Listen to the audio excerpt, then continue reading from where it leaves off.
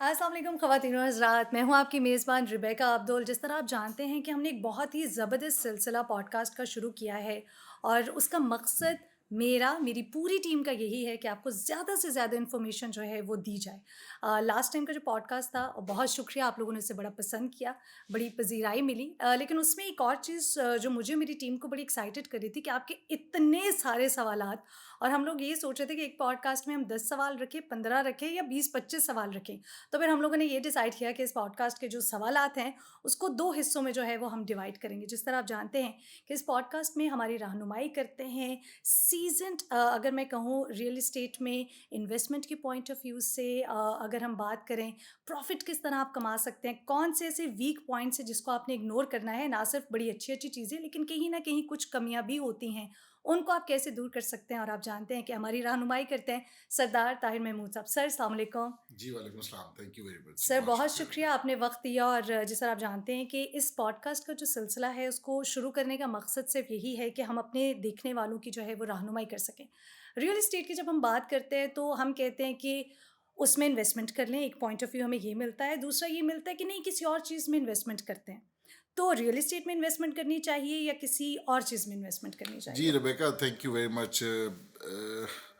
मेरे ख़्याल में हमेशा से लोगों ने अगर प्रायोरिटीज़ में देखा जाए तो जो रियल एस्टेट है उसकी इन्वेस्टमेंट बहुत ज़्यादा लोग इसको कंसिडर करते हैं। प्रायोरिटी बेसिस में रखते हैं। प्रायोरिटी उसको देते हैं। उसकी वजह ये है कि एक तो ये टेंजिबल है, जी, ठीक है? एक टेंजिबल चीज़ है, आपने कोई प्रॉपर्टी बाय की, अपने पास आपने उसको रख लिया। इसमें रिस्क मिनिमम है।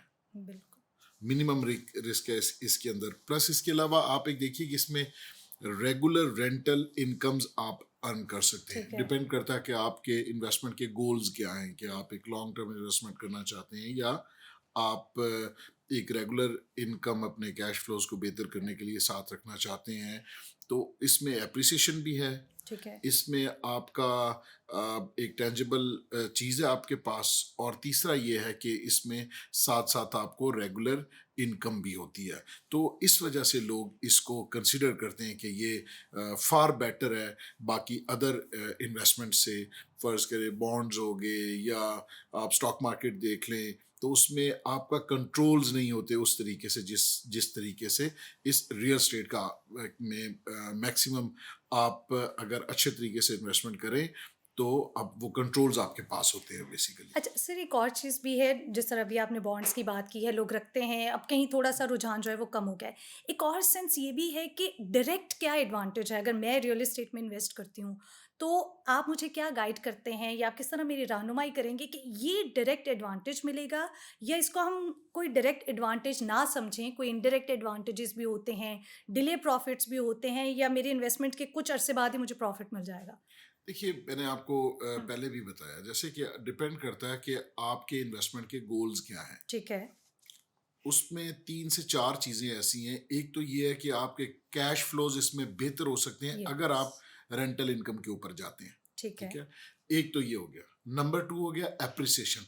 साथ-साथ आपको एप्रिसिएशन भी, आपका जो जो इन्वेस्टमेंट है, वो साथ-साथ हुँ, एप्रिशिएट भी हो रही होती है। तो उसके अलावा जो तीसरी चीज़ है कि इसका मैक्सिमम कंट्रोल आपके पास है। यानी आपने कोई चीज़ बाय की, आपके नाम के ऊपर है, ठीक आपके है। पास वो प्लॉट के पेपर्स मौजूद हैं, आपके नाम के ऊपर है, और फिर आपने जब ड्यू डिलिजेंस करके वो खरीदी तो उसके कंट्रोल्स जो है वो मैक्सिमम ये है कि वो आपके पास है। फिर ठीक आपने है, इसमें रिस्क मिनिमाइज कर सकते हैं कि रिस्क जो 2 4 5 या 10 चीज़ों में मुख्तलिफ पोर्टफोलियो आप इन्वेस्टमेंट का बना के ठीक है। उसमें इन्वेस्टमेंट करके आपका वो कहते हैं कि सारे जो एग्स हैं वो एक बास्केट में नहीं डालने चाहिए, तो हुँ, आप मुख्तलिफ पोर्टफोलियोज में इन्वेस्टमेंट कर सकते हैं। तो ये 3 4 एडवांटेजेस हैं जो कि बाकी चीज़ों से आपको ये बेहतर आप real estate is far better than other investments. Options. अच्छा सर, एक बड़ी अच्छी आपने बात की है जो मुझे लगता है कि मुझ समेत बहुत से लोगों के लिए जो है रहनुमाई भी है कि हमें ये लगता है कि जैसे अगर किसी एक सोसाइटी में रेज़िडेंशियल है या कमर्शियल प्लॉट्स जो हैं उसमें हम इन्वेस्टमेंट करते हैं। तो आई थिंक ये क्या आपकी सजेशन है, जिस तरह अभी आपने एक बात भी की कि हमें जो है वो एक ही जगह पर जो है वो अपनी सारी इन्वेस्टमेंट नहीं करनी चाहिए। तो क्या हमें इसको कमर्शियल और रेज़िडेंशियल के पॉइंट ऑफ व्यू से मुख्तलिफ जगह पर इन्वेस्टमेंट करनी चाहिए जिसमें लॉस ऑफ प्रॉफ़िट का जो मार्जिन है वो हमें वाज़ेह तौर पे नज़र आता है? जी एग्जैक्टली हमेशा से जो कमर्शियल प्रॉपर्टीज़ के अंदर इन्वेस्टमेंट है जी, वो बहुत ज़बरदस्त इन्वेस्टमेंट कंसिडर की जाती है और उसमें रिटर्न्स और आरओआईज हैं वो भी बहुत अच्छे होते हैं। तो ठीक है। उस आपने पोर्टफोलियो जो बनाना है तो उसमें आपने यही देखना है कि ये अमाउंट है जिसमें मुझे रेगुलर इनकम चाहिए, इसको अपने बिजनेस के साथ, तो उसके हुँ, लिए आपने ये कर लिया कि आपने कुछ ऐसी चीज़ बाय कर ली जिसकी आपको रेगुलर इनकम हो। ठीक है, उसके अलावा आपने एक लॉन्ग टर्म इन्वेस्टमेंट की कि जो आपकी अपनी सेविंग्स हैं उसमें से आपने उसको फ़र्ज़ करें इंस्टॉलमेंट पे कोई ऐसी चीज़ें आपने ले ली, तो वो आपकी एक लॉन्ग टर्म ठीक है। इन्वेस्टमेंट होगी, 5 साल 10 साल डिपेंड करता है कि आपका गोल क्या है। प्लस ये है कि ये एक बड़ा ज़बरदस्त हेज है अगेंस्ट इन्फ्लेशन। इन्फ्लेशन को कवर करने के लिए सबसे इम्पॉर्टेंट चीज़ ये है कि आप रियल एस्टेट के अंदर ही इन्वेस्टमेंट करें, तो जो आपकी प्राइस एप्रिसिएशन है ठीक है। उसकी वजह से आपको एक ये एक बड़ा ज़बरदस्त हेज मिलता है कि आपको जो इन्फ्लेशन है वो आप अगर at the end of the day देखेंगे तो आपको वो लॉस नहीं हो रहा होता ठीक है, जो कि किसी और कमोडिटी में आप इन्वेस्टमेंट करते हैं उससे होता है। तो ठीक है। ये एक इसका प्लस पॉइंट हो इसका सकता है। ये प्लस पॉइंट है कि जो साथ-साथ आपका कैपिटल ग्रो करता है, जो आपका इन्फ्लेशन को कवर करता है। जी। अच्छा सर, आपने एक बड़ी अच्छी बात की है क्योंकि हम सब जानते हैं कि ना सिर्फ पाकिस्तान में बल्कि पूरी दुनिया में जो इन्फ्लेशन है वो इस वक्त बहुत पीक जी पर हाँ। है। और ऑफ कोर्स पाकिस्तान के जो हालात हैं ना सिर्फ इन्फ्लेशन के लिहाज से लेकिन ऑफ कोर्स सियासी हालात जो हैं वो भी बड़े गर्म हैं। सर, इस पे ये बताइएगा कि आप क्या फ्यूचर देखते हैं रियल एस्टेट का? क्योंकि इस पे बड़ी कयास आराइयाँ भी हो रही हैं कि रियल एस्टेट में जो है इन्वेस्टमेंट क्या किसी भी हवाले से जो है इन्वेस्टमेंट नहीं करनी चाहिए। तो रियल एस्टेट का इस वक्त क्या फ्यूचर है? इन्वेस्टमेंट करें हम या ना करें? देखिए जी, रियल एस्टेट की इन्वेस्टमेंट हमेशा से बहुत अच्छी इन्वेस्टमेंट कंसिडर की जाती है। ठीक देखिए, है, हमारी आबादी जो है वो ग्रो कर रही है। बिल्कुल। हम खुद एक तकरीबन 22 से 24 करोड़ की आबादी का एक मुल्क है हुँ, और यहाँ पे आपको घर बनाने हैं। ऑलरेडी हम 1.5 मिलियन हाउसिंग यूनिट्स की डेफिशिएंसी में है। इसमें 0.7% का हर साल में मज़ीद इज़ाफ़ा होता जा रहा है ठीक है। क्योंकि वो हम रिक्वायरमेंट पूरी कर नहीं पा रहे। तो ऑल इन ऑल जो भी आप देखेंगे तो उसमें आपने यही है कि जो हाउसिंग की रिक्वायरमेंट है या तो वो सारी फुलफिल हो चुकी हो, ठीक तो है, फिर अगर हम समझते हैं कि कह सकते हैं कि ये प्रोडक्ट बहुत ज़्यादा हो गई है। ठीक है। लेकिन अभी रिक्वायरमेंट मौजूद है। आपने सिर्फ इन्वेस्टमेंट करने के लिए मार्केट को अच्छे तरीके से स्टडी करना है, मार्केट की कंडीशन देखनी है। जिस जगह के ऊपर आप इन्वेस्टमेंट कर रहे हैं वो आपने देखना है कि अच्छी तरीके से स्टडी करें। कंसल्टेंसी, बहुत अच्छे कंसल्टेंट से कंसल्टेंसी करें जो रियल एस्टेट की मार्केट में जिसका एक्सपीरियंस है, बिल्कुल। और उसके साथ बैठ के अच्छे एक्सपर्ट्स के साथ बैठ के अपने आप इन्वेस्टमेंट प्लान करें।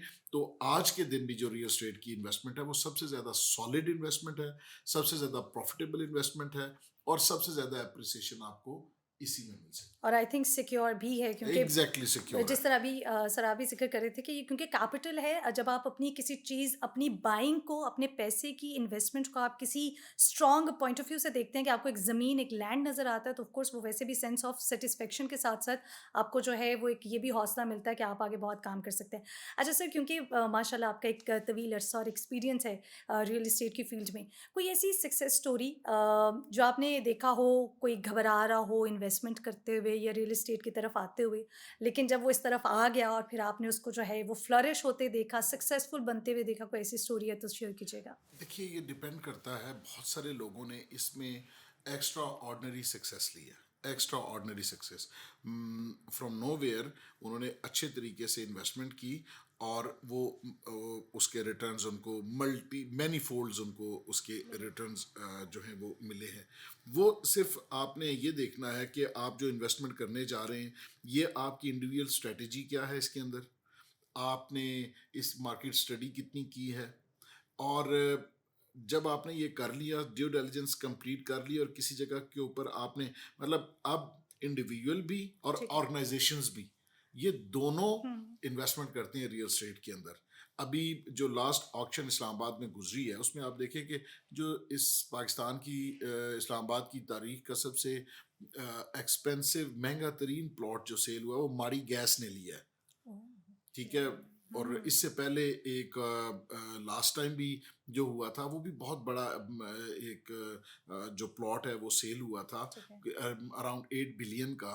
तो वो भी एक अच्छी बड़ी कंपनी ने किया था। तो जो ऑर्गेनाइजेशंस हैं वो भी और जो इंडिविजुअल्स हैं वो भी इन्वेस्टमेंट करते हैं और बहुत सारे लोगों को उसमें सक्सेस मिलती है। और रिलेटिवली कुछ लोग ऐसे भी होते हैं कि जिन्होंने अच्छी तरीके से स्टडी करके इन्वेस्टमेंट नहीं की होती तो उनके जो प्रॉफिट्स हैं वो रिलेटिवली कम भी हो सकते हैं। यस। यानी वो डिपेंड करता है कि आपने किस जगह के ऊपर इन्वेस्टमेंट की है, कितना वो अच्छा प्रोजेक्ट था जिसके अंदर इन्वेस्टमेंट की है, या कौन सी ऐसी जगह थी जो आपने अच्छी तरह ड्यू डिलिजेंस करने के बाद वो इन्वेस्टमेंट की। आपने हमेशा अच्छे एक्सपर्ट्स के साथ बैठ के डिस्कस किया और फिर उसके बाद इन्वेस्टमेंट की। तो अब आपको बहुत बेशुमार एग्जांपल्स हैं कि जिसमें लोगों ने बहुत अच्छा पिछले 15-20 सालों के अंदर अंदर प्रॉपर्टी की प्राइसेस के अंदर एबनॉर्मल एप्रिसिएशन आई जी। है, एबनॉर्मल एप्रिसिएशन आई है। तो वो एबनॉर्मल एग्जीबिशन में इंडिविजुअल्स ने भी सक्सेसफुल हुए हैं और ऑर्गेनाइजेशंस जिन्होंने ये रियल एस्टेट बाय की थी वो भी उन्होंने भी बहुत बैंक्स इवन जो हैं हमारे बैंक्स जो हैं वो भी रियल एस्टेट के अंदर इन्वेस्टमेंट करते हैं, यस। बड़ी इन्वेस्टमेंट्स करते हैं। आप हर ऑक्शन जो सीडीए की ऑक्शन में आप जाएं बैठें, एक आध प्लॉट अच्छा बड़ा प्लॉट कोई बैंक जरूर लेगा या कोई और ऑर्गेनाइजेशन है वो जरूर लेती है। ठीक तो है। जिन्होंने अच्छी जगह के ऊपर इन्वेस्टमेंट की उनको बहुत ज़्यादा सक्सेस भी मिली। हमने ये देखा कि इस्लामाबाद के जो जोन 1 है यहाँ पे भी लोगों को बहुत हाई रिटर्न्स मिले। और इसके पैराफ्री के अंदर भी जो अच्छे अच्छे प्रोजेक्ट्स थे उनमें जिन लोगों ने भी इन्वेस्टमेंट की उनको इंडिविजुअल्स को भी और ऑर्गेनाइजेशंस को भी बहुत अच्छे रिटर्न्स मिले। अच्छा सर, मुझे बताइए कि जिस तरह, क्योंकि अभी हमने बात की है कि जो मैं बड़ी खुश होती हूँ, मुझे लगता है कि मेरे भी नॉलेज में जो इज़ाफ़ा हुआ है कि आप किसी से जब कंसल्ट करते हैं तो ऑफ़ कोर्स रिस्क ऑफ आपका जो लॉस है वो कम हो जाता है। तो जब आप किसी की रहनुमाई हासिल करते हैं तो आपके बड़े मसाइल वैसे भी कम हो जाते हैं। सर ये भी बताइएगा कि अगर मैं कोई इन्वेस्टमेंट करना चाहती हूँ, तो क्या उसमें, जिस तरह अभी भी आप हमारी रहनुमाई फरमा रहे थे, क्या जगह जो है वो मैटर करती है? ऑफ कोर्स इसके साथ-साथ ये भी कि किसी ने कितना अच्छा ऑलरेडी एक प्रोजेक्ट डिलीवर कर दिया है।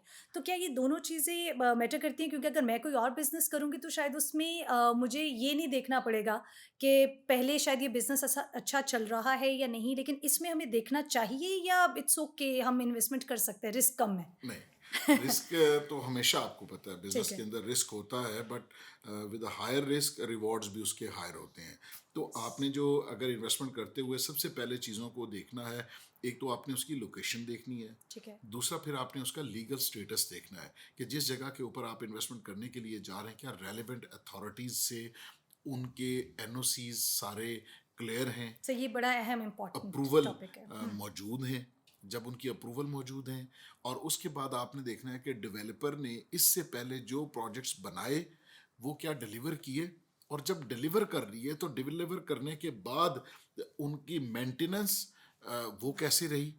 और जब एक्सपीरियंस आपने देखा कि वहाँ के लोगों का अच्छा एक्सपीरियंस रहा, वहाँ के पार्क्स कैसे हैं, वहाँ की रोड्स कैसी हैं, वहाँ का इंफ्रास्ट्रक्चर कैसा है, तो वहाँ पे अगर कोई अमेनिटीज़ हैं, मस्जिदें हैं, तो वो मेंटेन्ड हैं, जी। वेल मेंटेन्ड हैं और कैसी हैं। जब ये आप सारी चीज़ों को एनालाइज करेंगे और उस डेवलपर का पास्ट एक्सपीरियंस और लोगों का उनके साथ अच्छा होगा तो लाइकली है कि अब आप जो इन्वेस्टमेंट करने के लिए जा रहे हैं वो भी बहुत अच्छी होगी और उसके रिटर्न्स भी बहुत अच्छे होंगे, चाहे वो आप इन्वेस्टमेंट के पॉइंट ऑफ व्यू से ले रहे हैं या आप घर बनाने के पॉइंट ऑफ व्यू से ले रहे हैं। तो दोनों कंडीशंस में वो आपको जो है वो फ़ायदा होगा इंशाल्लाह। इंशाल्लाह। सर जिस तरह आप जानते हैं कि अभी हम इन्फ्लेशन की भी बात कर रहे थे, मुल्की हालात, सियासी हालात पर तो बात ऑफ कोर्स चलती ही है। टैक्स क्योंकि जब भी जून की बात होती है तो हमें पता चल जाता है कि अब जो है वो अ, हमारा कुछ ना कुछ भला हो जाएगा या कुछ नुकसान हो जाएगा। रूमर्स हैं मार्केट में, फाइलर्स और नॉन फाइलर्स के हवाले से टैक्सेस में इंक्रीज़ होगा, उसको आप किस तरह से देखते हैं? देखिए जी, ये एक बड़ा बर्निंग इशू है इस जी, वक्त। और जो मार्केट में इस वक्त एफबीआर के ज़राए से न्यूज़ सर्कुलेट कर रही है वो ये है कि जो फाइलर हैं उनका टैक्स 2% से बढ़ा के 4%, डबल। दूसरा 236 के एंड 236 सी, ये दोनों एडवांस टैक्स और गेन टैक्स दोनों को 2% से 4% फाइलर के लिए, और नॉन फाइलर के लिए 7% से लेके 10% तक इंक्रीज़ होगा। नॉन फाइलर के लिए ये लाइकली है कि इंक्रीज होगा। गवर्नमेंट ये ऐसा करने के लिए जा रही है। तो मैं ये समझता हूँ कि being president real estate association और फेडरेशन ऑफ रियल्टर्स पाकिस्तान और प्रेसिडेंट इस्लामाबाद की रियल स्टेट एसोसिएशन, तो हमारी जो ओवरऑल स्टडी है, देखिए वैल्यूएशन टेबल रिवाइज हो रहा है। अगर आप वैल्यूएशन को बढ़ाने के लिए जा रहे हैं, जो पिछले साल भी बढ़ाई थी और इस साल भी कुछ ना कुछ हम बैठे हैं तो कुछ ना कुछ बढ़ाएंगे। बिल्कुल, तो एक तरफ आप वैल्यूएशन को रिवाइज करेंगे, दूसरा टैक्सेस को बढ़ाएंगे, तो कॉस्ट इतनी ज्यादा, ट्रांसफर की कॉस्ट इतनी ज्यादा बढ़ जाती है कि परचेजर के लिए वो मुश्किल है कि वो उसको बाय कर सके ठीक है। या उसमें कोई अर्निंग कर सके। तो बेसिकली आपको रेवेन्यूज चाहिए, आपको इस रियल स्टेट की मार्केट को सपोर्ट करना चाहिए ताकि कंस्ट्रक्शन की एक्टिविटी हो।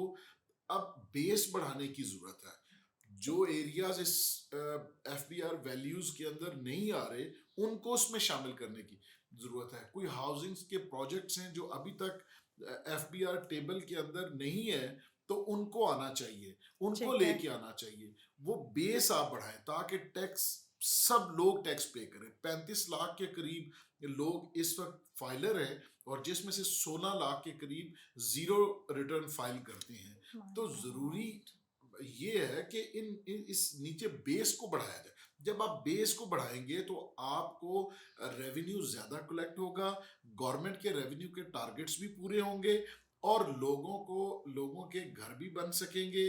रियल स्टेट में अब जितने भी आप टैक्सेस लगाते हैं, at the end of the day वो उसी ने बेयर करने हैं जो कि अपना घर बनाना चाहता है बिल्कुल। या इन्वेस्टमेंट करना चाहता है। तो अगर आप टैक्सेस यहाँ पे इतने ज्यादा कर देंगे, हमें ऑलरेडी आरओआईज की, हमें ऑलरेडी एफडीआई की जरूरत है, फॉरेन डायरेक्ट इन्वेस्टमेंट की जरूरत है, हमें डॉलर्स की जरूरत है। हम एक एक डॉलर के लिए वी आर बेगिंग। यस। तो हमें चाहिए कि हम यहाँ अपॉर्चुनिटी लोगों को प्रोवाइड करें ताकि लोग हमें पैसे भेजें। एक्सपैट्स पाकिस्तान के अंदर इन्वेस्टमेंट करना चाहते हैं, हमें थोड़ा सा उनको फैसिलिटेट करना चाहिए ताकि लोग, रेंटल इनकम के ऊपर 35% तक टैक्सेस हैं। इसी तरह 7E है। जो 7E है वो ये है कि आपने जो भी आपके पास एसेट पड़ा हुआ है, उस एसेट को आपने उसके ऊपर 1% of the FBR value annually आपने टैक्स पे करना है। ठीक है, ये ठीक एक है। एडिशनल टैक्स है जो कि ठीक है। पिछले दफा लगा था। तो इन उसको हाई कोर्ट ने एक डिसीजन दिया जिसमें उसको अबॉलिश किया है। इसी को इसी की रोशनी में, चूंकि यही से जो सुप्रीम कोर्ट के अंदर भी केस है, तो उम्मीद है कि सुप्रीम कोर्ट भी ऐसा ही कोई डिसीजन करेगी। तो गवर्नमेंट को चाहिए कि खुद इस बजट के अंदर इस टैक्स को ख़त्म किया जाए ताकि लोगों को थोड़ा सांस लेने का मौका मिले, थोड़ा सा लोग जो हैं वो कारोबार करें। ऑलरेडी इन्फ्लेशन की वजह से और कॉस्ट कंस्ट्रक्शन की इतनी ज़्यादा बढ़ चुकी है जी। कि आप देखिए कि स्टील जो था वो 1 लाख रुपए टन था, इस वक्त वो 3 लाख रुपए टन के ऊपर स्टील की प्राइस चली गई है।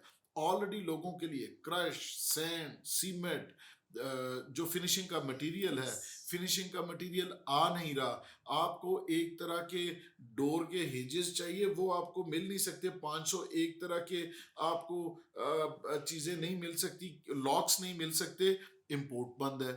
तो हुँ। प्रोजेक्ट कंप्लीट नहीं हो सकते। अब अच्छा, डॉलर की फ्लक्चुएशन की वजह से इतनी ज़्यादा कॉस्ट बढ़ चुकी है कि एक प्रोजेक्ट अगर आपने 7,000, 8,000 या 10,000 रुपए के हिसाब से पर स्क्वायर फीट बेचा हुआ है, हुँ। तो इस वक्त उसकी सिचुएशन ये है कि वो कॉस्ट कर रहा है 10-12,000, 10-12,000 में आपको कॉस्ट कर रहा है। हुँ। तो इन सारी चीज़ और कार्टेल्स बने हुए हैं, जी, वो कार्टेल्स जो कि इन प्राइसेस को अगर कोई किसी का रॉ मटेरियल नहीं भी इस्तेमाल हो रहा जो वो इंपोर्ट करता है, इसके बावजूद यहाँ लोकल मार्केट में ही इतना ज़्यादा महंगा कर दिया गया है कि वो आपको ये सारा बेयर करना है वो एंड यूज़र या एंड कस्टमर ने, जिसने के घर बनाना है अपना, या जिसने बिल्कुल। अपार्टमेंट बाय करना है, जिसने शॉप बाय करनी है, तो वो किस तरीके से कोई बाय कर सकेगा। तो ऑलरेडी इतनी मुश्किल मार्केट में आप अगर और टैक्सेस में इजाफा करेंगे, लोगों को इस बिजनेस को स्क्वीज करेंगे,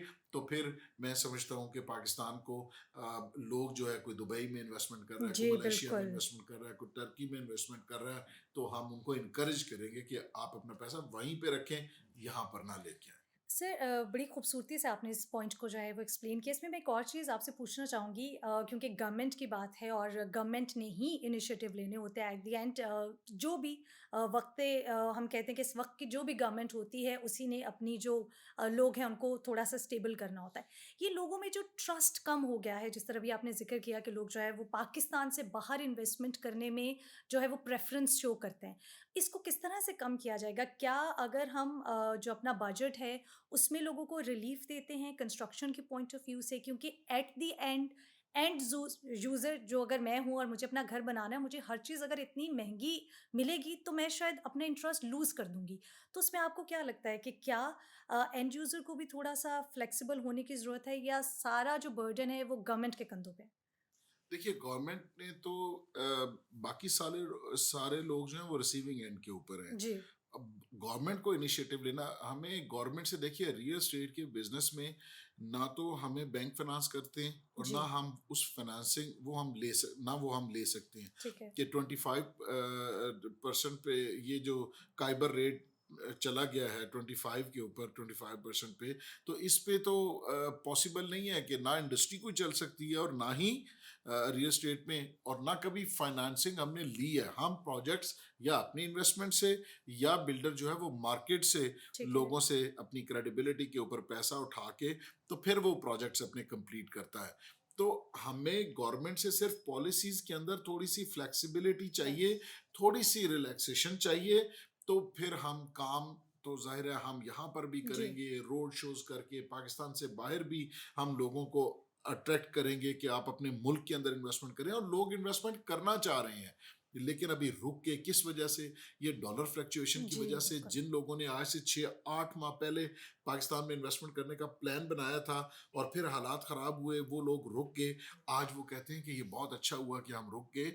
उस वक्त अगर डॉलर की का रेट जो है वो 225 रुपये था, 200 रुपये था, तो आज 300 रुपये के ऊपर, 300 रुपीज़ का के करीब करीब जी। डॉलर जो है प्लस माइनस हो गया है। तो अगर हमने इन्वेस्टमेंट नहीं की तो हमें वहाँ बैठे हुए ज़्यादा फ़ायदा हो गया। चे जाए कि हम यहाँ भेज देते, वो रुपये में कन्वर्ट हो जाता, और फिर इस इन्फ्लेशन और इस जो प्राइस की फ्लैक्चुएशन है डॉलर की, इसकी वजह से हमें नुकसान होता।